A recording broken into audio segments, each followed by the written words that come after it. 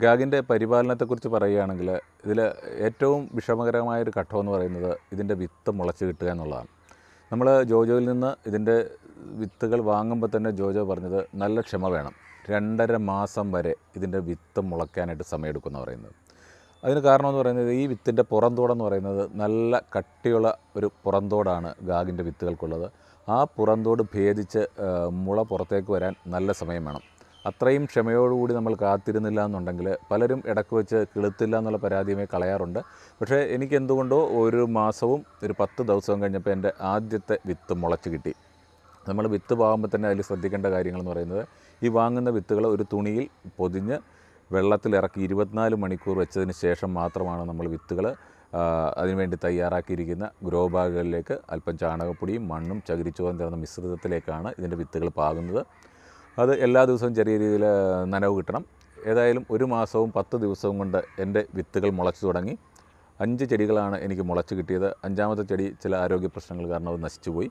പക്ഷേ 4 ചെടികളിൽ 1 ആണും 3 പെണ്ണും കിട്ടിയത് തന്നെയാണ് എൻ്റെ ഏറ്റവും വലിയ ഭാഗ്യം.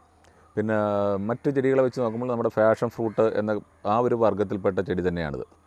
നല്ല രീതിയിൽ പടർന്ന് പന്തലിക്കുന്നൊരു ചെടിയാണിത്. നല്ലൊരു പന്തൽ നമ്മൾ അതിനു വേണ്ടി ഒരുക്കണം. പിന്നെ വളപ്രയോഗത്തിൽ പറഞ്ഞാണെങ്കിൽ ഈ പറഞ്ഞ യാതൊരുവിധ രാസവളങ്ങളോ കാര്യങ്ങളോ നമ്മൾ ഇതിനു വേണ്ടി ഉപയോഗിച്ചിട്ടില്ല. ചാണകം, കോഴിവളം ഇതൊക്കെ തന്നെയാണ് ഇതിന് നമ്മൾ വളമായിട്ട് നൽകിയിരിക്കുന്നത്.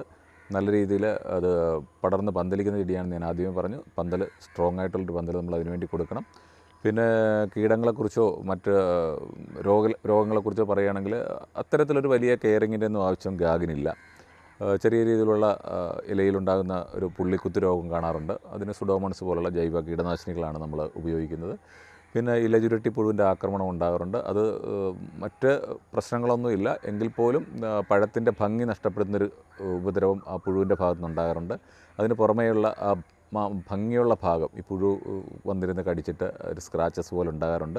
എന്നാൽ പോലും അതിന് ഒരു ചിരട്ടയ്ക്ക് സമാനമായ ഒരു അകംതോട് സ്കിന്നിന് ഉള്ളിലുള്ളത് കൊണ്ട് യാതൊരുവിധ കീടങ്ങളും അതിൻ്റെ പുറന്തോട് ഭേദിച്ച് ഫലത്തിനുള്ളിലേക്ക് കടക്കില്ല. വിത്ത് പാകി 2 മാസം വരെ ഇതിന് കിളിർത്ത് കിട്ടാൻ സമയമെടുക്കും. എനിക്ക് വിത്ത് പാകി ഏതാണ്ട് 40 ദിവസം 45 ദിവസം കൊണ്ട് എൻ്റെ സീഡുകൾ മുളച്ചു തുടങ്ങി.